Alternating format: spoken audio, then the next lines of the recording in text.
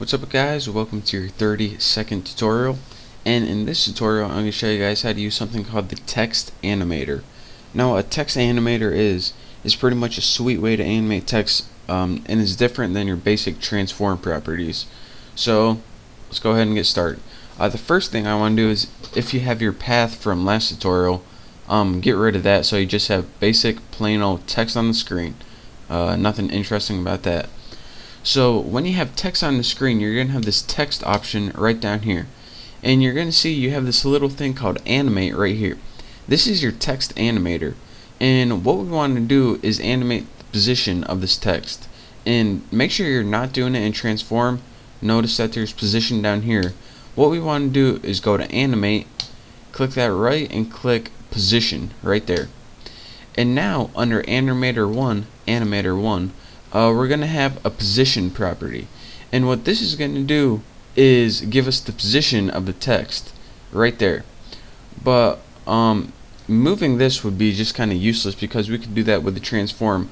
So what we want to do is open this range selector, and now we see the start, end, offset, and all this stuff.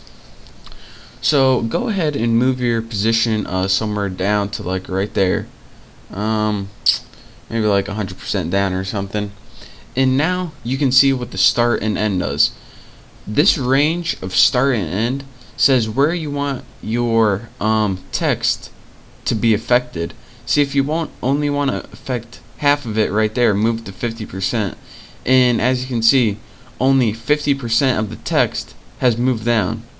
See, the other text is unaffected totally. And again, you can select the range in the middle by doing something like moving the start and the end point, and then only your middle text is able to be animated.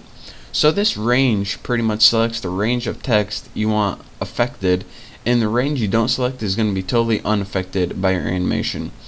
So let me show you guys a neat little trick that you can do with this. Move the start to 0 and the end all the way to 100, and this means that all of your text is going to be affected. That's why it all was moved down. So let's go ahead and in your start, go ahead and click that little stopwatch so it can animate. Then move your current time indicator somewhere to 5 seconds or something, and then go ahead and scroll your text to 100, and as you can see, the text slowly jumps up like this. So what this does is say, alright, it's all affected, and now none of it's affected, and it gives you a cool little effect. So go ahead and scrub this all the way to 0, or not scrub it, just move it, and now play your animation, and you can see all of your text is becoming affected to unaffected, and it gives you guys a cool little text effect. Now we can enhance this even more by adding more properties to this. So let's go ahead and add an opacity property, and again, make sure you're at home on your current time indicator, 00 in time, and go ahead and right on your animator 1, go ahead and click add property opacity. And now at the very beginning, what you want to do is set opacity all the way to 0 or somewhere close to it. And now, as you can see, as our current time indicator moves more and more and text becomes unaffected, not only does it hop up, but it also fades into opacity.